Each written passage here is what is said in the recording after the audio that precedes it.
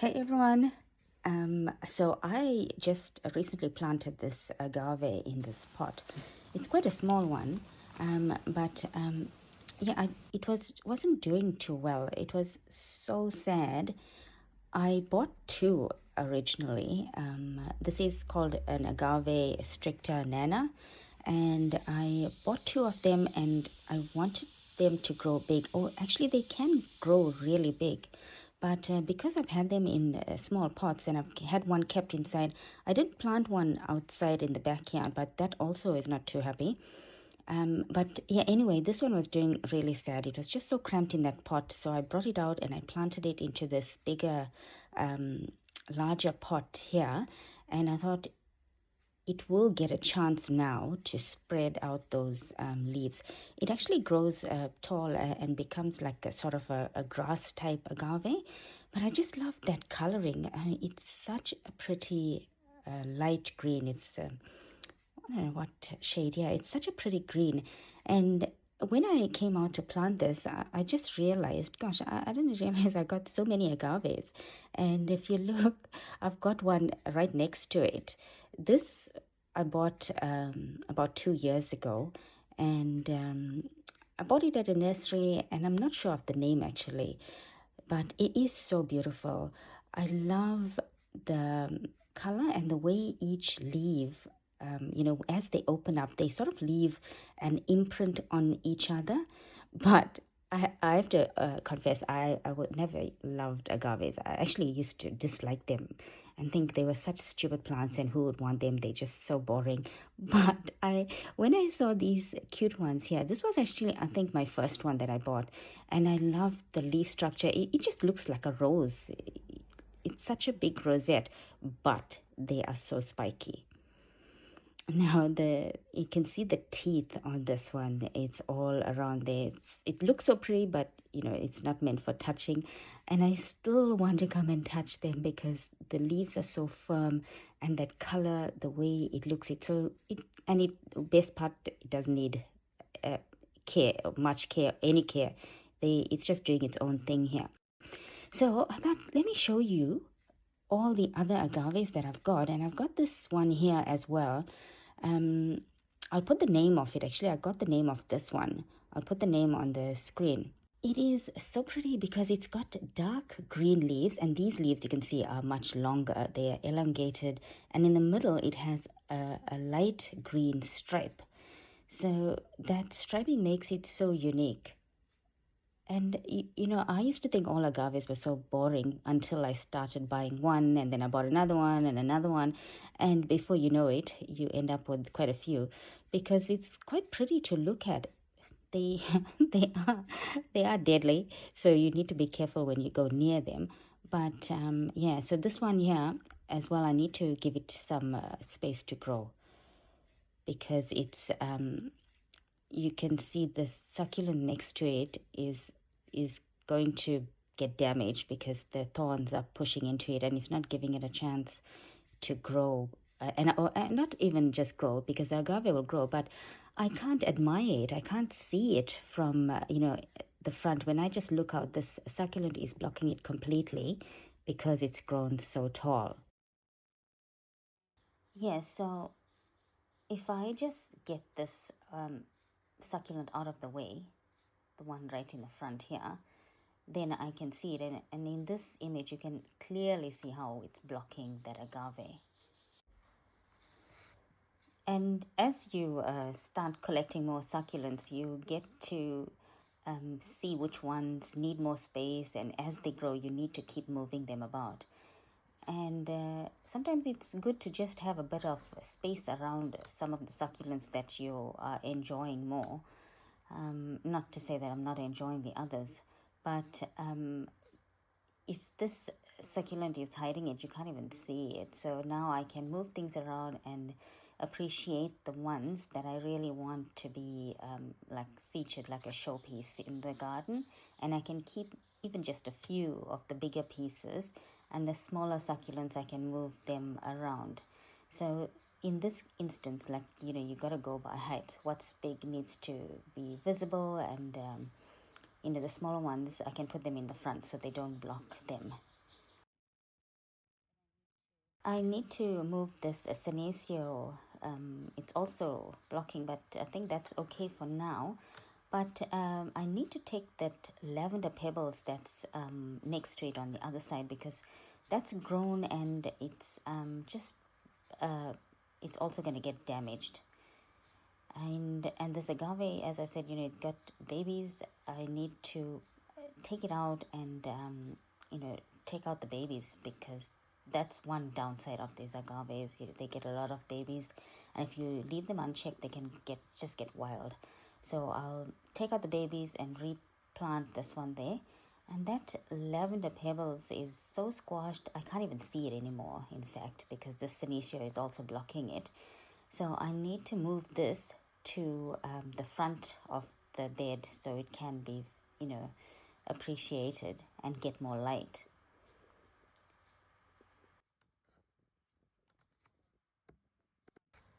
Yeah, you can see it's much more open now, and I can appreciate it. And you can see it's already leaning to one side, because that plant was encroaching on its space. Hopefully now it'll grow straight once it recovers and there's more light getting to it. That is so much better with that space around it. Yeah. And sometimes you don't realize how many you've collected of the same item. So agave is just sort of crept up on me, but I really enjoy them, and you can see how beautiful that's grown now. This one's gotten much bigger than when I first bought it. And while I'm here, I wanted to show you my neighbor's agave, which put me off agaves all my life. It's that boring one over there. I'll try and get a better picture. That grows everywhere, almost everyone's garden, and they don't even have to care for it. It just grows on its own. So I never liked agaves, and then until I saw these cute little ones, and I thought, oh, they're so cute. These are so different and unusual from those common ones. And so I started with this, and then the shape of this just got me, and I thought, this agave is really pretty. I'm going to get it. And I've got so many pups here around, I can transplant it. And next to it now, you can see how different that stricta nana agave looks, with the fine leaf and the color. So another one of my agaves, this one, I really like this. This I think I've got just over a year, maybe 18 months. And this is the agave blue glow. It is so pretty, this agave.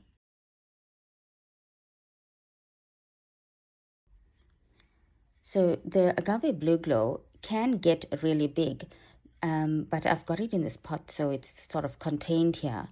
And I love this agave because it's such a pretty shade. The leaves look, well, the shading on the leaves is so lovely. But most of all, I like these edges. Each leaf, the margin, it has a thin margin on each leaf, and it's a beautiful sort of a red or like a burnished orange. It's so pretty because it's such a dark margin against that lighter leaf structure. And you can see they look stunning. If the light is on it, it's even more beautiful. And I can't even explain the color. Well, I suppose it's a bluish green. It's called the blue glow. And I've got it in the pot. As I said, you can see it's put out some pups. And yeah, I need to separate it because this pot, as much as I like this pot, it looks so cute against this green of the agave. I need to separate it. Maybe I'll put one of the babies in this pot, and I'll take the larger one. I need to get a bigger pot.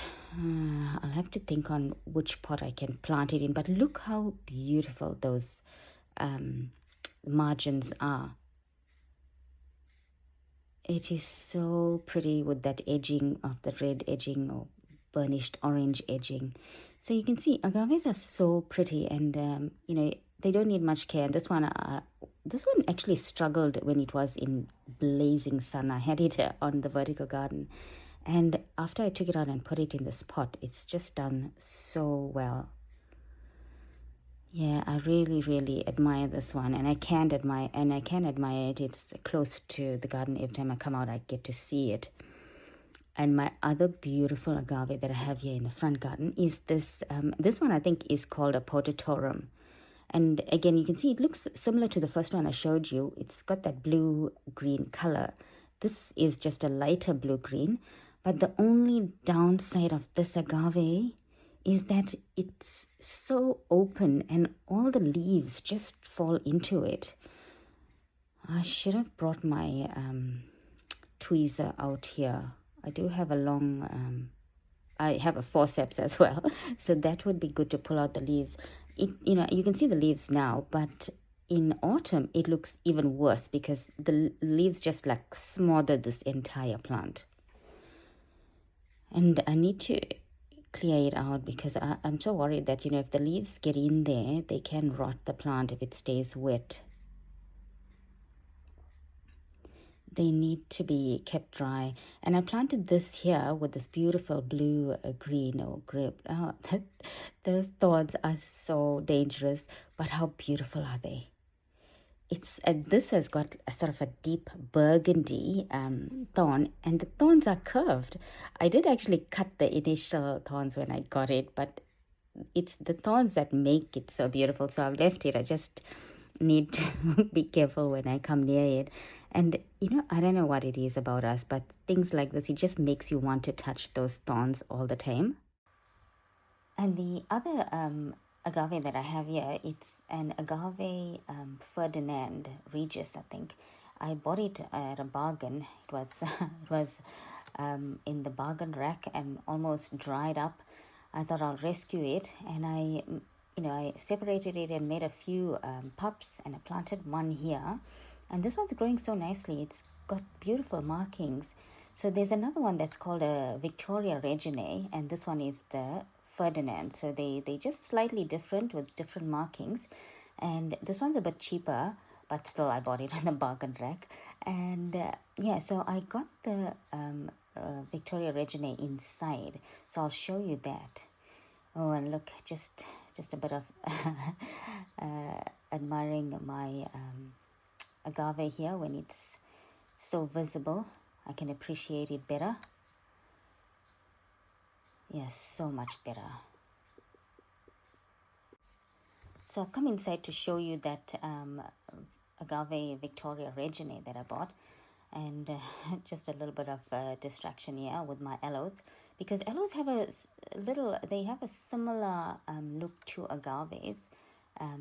They have that same sort of leaf pattern, and they do have some teeth, but they're not as pokey. Those down there are my Hawathias, also similar, not so similar, but they're not spiky at all. So my Victoria Regine, one I've kept inside and one I left outside. And the one that I've got here in this outdoor veranda is doing so well. It's a slow grower, but you can see how pretty those markings are on the leaf. And once it grows, it's so beautiful to see the markings on this. This one's also got thorns at the end, but they are not as bad as the other the other agaves that I've showed you outside. And so as I said, this one I kept in here. I was so worried it might get dry. These ones are a bit more expensive than the Ferdinand, so that's why I kept one inside in case the one that I put outside doesn't make it. So this one is doing well here. And so now I've come outside, and so right in the front here I've got my agave trade winds, which is so pretty. This is a light green, but the best thing about this is it actually it's got those margins or sort of light, I'd say like a buttery margin edging on this one. But the leaves look as though it's being painted, like a sort of a paintbrush effect. You can see the teeth marks as well on this, the teeth marks as the leaves open up. But that sort of a brush stroke on each leaf with that light yellow on it. Looks so pretty. And this one's got a lot of pups as well, and it's also outgrown the pot, so I need to maybe give it a bigger pot. It's a beautiful, beautiful one, and I just looked at an old photo. It's grown so much and I didn't realize it. And then, oh, there, let me show you the aloes. You can see those teeth on those aloes, but they're very soft. These ones are doing so well now that I cleaned up that space.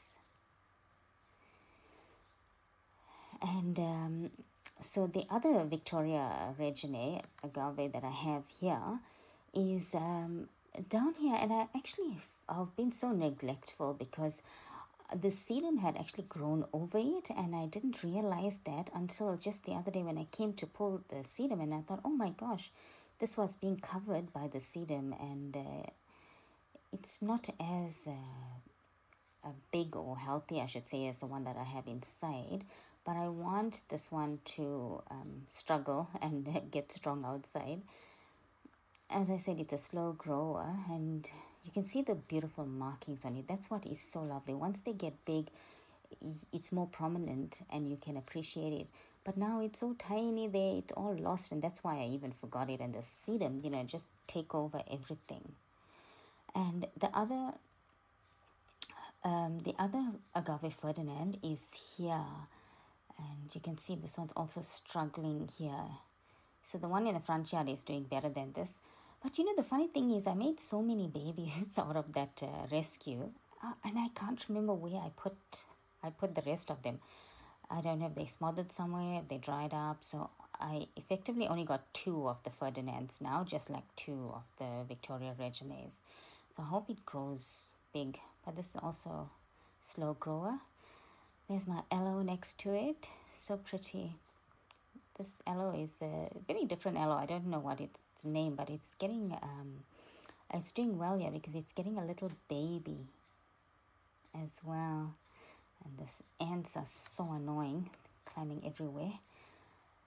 Yeah, so those are the 2. The one was a rescue and the one was expensive, so I've been neglectful of the Victoria Reginae, but yeah, I hope it recovers now. I've just moved that sedum, and yeah, it's very slow growing. I hope it fills up that whole spot.